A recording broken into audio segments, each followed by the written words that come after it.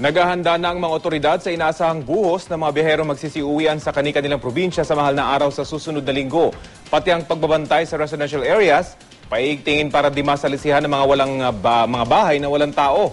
Balita hatid ni Rida Reyes.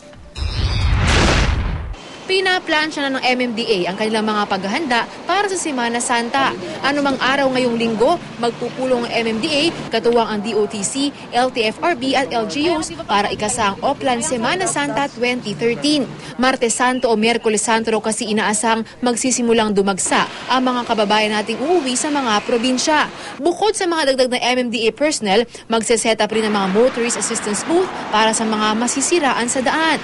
Hindi na rin muna bibigyan ng clearance to operate para sa mga nakaambang road repair. Kasi ang gusto nila i-take advantage yung Holy Week dahil walang tao sa Metro Manila. Ang problema naman, yung mga pabalik baka abutan ng repair. Doon naman magkakaroon tayo ng problema.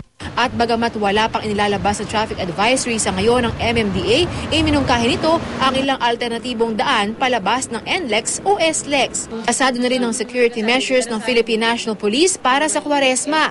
Bagamat hindi pa itinataas sa ngayon ang alert status sa bansa, mas paigtingin daw nila ang police visibility sa places of convergence o yung mga matataong lugar. Terminals, mga seaports, mga airports, at saka yung mga tinatawag natin ng mga local tourist destination.